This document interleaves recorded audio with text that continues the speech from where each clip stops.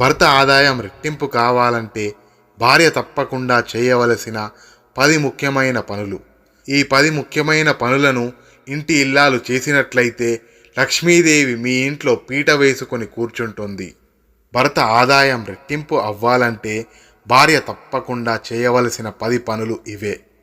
ఏ భార్య అయితే ఈ పనులు తూచా తప్పకుండా పాటిస్తుందో వారి ఇంట్లో లక్ష్మీదేవి పీట వేసుకొని కూర్చుంటుంది అని తాళపత్ర నిధి అనే గ్రంథంలో ఋషులు చెప్పారు. భార్య ఎప్పుడైనా సరే భర్త మంచినే కోరుకుంటుంది. అలా భర్త మంచిని కోరుకునే భార్యలందరూ కూడా ఈ నియమాలను పాటిస్తే తప్పకుండా భర్త సంపాదన విపరీతంగా పెరుగుతోంది.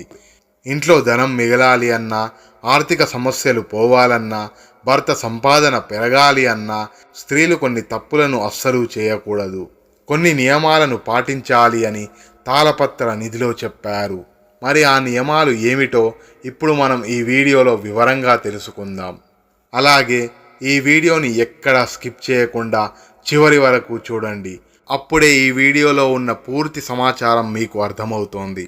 భర్త సంపాదన విపరీతంగా పెరగాలంటే భర్త ఇంటిలో నుండి బయటకు వెళ్ళిన ఒక ముహూర్త కాలం పాటు భార్య బట్టలు ఉతకకూడదు. అంటే మీ భర్త ఇంట్లో నుండి బయటికి వెళ్ళినప్పుడు లేదా ఏదైనా వ్యాపార పని మీద వెళ్ళినప్పుడు ఒక ముహూర్త కాలం పాటు బట్టలు ఉతకకూడదు. ముహూర్త కాలం అంటే 1 గంట పాటు కనుక భర్త బయటకు వెళ్ళిన గంట వరకు బట్టలు అస్సలు ఉతకకూడదు. అలాగే భర్త ఇంట్లో నుండి ఏ పని మీదైనా బయటకు వెళ్ళిన వెంటనే ఇల్లు ఊడవకూడదు. చెత్త ఇంటి బయట వేయకూడదు. కొంతమంది స్త్రీలు భర్త బయటకు వెళ్ళగానే ఇంట్లో ఉన్న చెత్తంతా కూడా తుడిచి బయటపడేస్తారు. కానీ అలా కూడా చేయకూడదని శాస్త్రం చెబుతోంది. అలా కాదని భర్త వెళ్ళిన వెంటనే ఇల్లు తుడిస్తే భర్త సంపాదన పెరగదు, తగ్గుతుంది. అనవసరమైన ఖర్చులు పెరిగిపోతాయి. కాబట్టి భర్త బయటకు వెళ్ళిన తర్వాత 1 గంట పాటు ఇంట్లో చెత్త ఊడవకూడదు. స్త్రీలందరూ ఈ విషయాన్ని గుర్తుపెట్టుకోండి. గంట తర్వాత ఇల్లు తుడుచుకోవచ్చు. అలాగే భర్త సంపాదన పెరగాలంటే భార్య ప్రతిరోజు ముఖానికి పసుపు రాసుకోవాలి. కాళ్ళకు కూడా పసుపు రాసుకోవాలి. ప్రతిరోజు కాకపోయినా కనీసం శుక్రవారమైనా సరే పసుపు రాసుకోవాలి. అప్పుడే లక్ష్మీదేవి మీ ఇంట్లో అడుగు పెడుతోంది. ముఖానికి పసుపు రాసుకోవడం వల్ల మొటిమలు కూడా రాకుండా ఉంటాయి. ముఖం కాంతివంతంగా ఉంటుంది. అలాగే భర్త బాగుపడాలంటే స్త్రీలు తప్పనిసరిగా పాపిట్లో కుంకుమను ధరించాలి. చాలామంది ఆడవారు కుంకుమ బొట్టు పెట్టుకుంటారు, కానీ పాపిట్లో కుంకుమ ధరించరు. కేవలం పెద్ద ముత్తైదువులు మాత్రమే పాపిట్లో కుంకుమ పెట్టుకోవాలి అనుకుంటారు. అలా అనుకోవడం తప్పు. పెళ్ళైన ప్రతి స్త్రీ కూడా పాపిట్లో కుంకుమ తప్పనిసరిగా ధరించాలి. లక్ష్మీదేవి స్థానాలలో సుహాసినీల పాపిట కూడా ఒక్కటి. కనుక స్త్రీలు ఖచ్చితంగా కుంకుమను పాపిట్లో ధరించాలి. అలాగే భర్త బాగుపడాలంటే స్త్రీలు చేతికి తప్పనిసరిగా పచ్చరంగు గాజులు ధరించాలి. అలాగే తలలో పువ్వులు ధరించాలి. గులాబీ పువ్వులు, మల్లె పువ్వులు, చామంతి పువ్వులు ఇలా ఏదో ఒక పువ్వులను పెట్టుకోవాలి. అలాగే భర్త బాగుపడాలంటే స్త్రీలు ఎప్పుడూ మెడలో మంగళసూత్రం వేసుకోవాలి. అలాగే కాలికి మట్టెలు పెట్టుకోవాలి. ఇలా పంచమాంగల్యాలు ధరించాలి. ఇంటి క్షేమం కోరుకునే స్త్రీలు సంధ్యాకాలంలో నిద్రించకూడదు. ఉదయం 6 నుంచి 7 గంటల మధ్యలో ఉండే కాలాన్ని, అలాగే సాయంత్రం 6 నుండి 7 గంటల మధ్యలో ఉండే కాలాన్ని సంధికాలం అంటారు. ఈ సంధికాలంలో పొరపాటున కూడా స్త్రీలు నిద్రించకూడదు. ఎందుకంటే స్త్రీని గృహలక్ష్మి అని పిలుస్తారు. స్త్రీలనే కాదు, ఈ సమయంలో ఎవ్వరూ కూడా నిద్రించకూడదు. పూర్వకాలంలో చక్కగా ఉదయం 6 గంటలకు నిద్రలేచేవారు. అందుకే వారికి ఎటువంటి ఆర్థిక సమస్యలు లేకుండా ఆనందంగా ఉండేవారు. కానీ ఈ రోజుల్లో రాత్రి 11 లేదా 12 గంటలకు పడుకొని ఉదయం 7 లేదా 8 గంటలకు లేస్తున్నారు. మరికొందరైతే 10 వరకు పడుకుంటున్నారు. దానివల్ల ఎక్కువ ఆర్థిక సమస్యలతో సతమతమైపోతూ ఉన్నారు.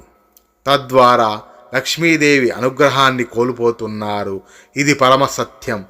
అలాగే భర్త సంపాదన పెరగాలంటే స్త్రీలు ప్రతిరోజు వంట చేసిన తర్వాత 2 మెతుకుల అన్నాన్ని తీసుకొని దానికి ఒక చుక్క నెయ్యి కలిపి అగ్నికి సమర్పించండి.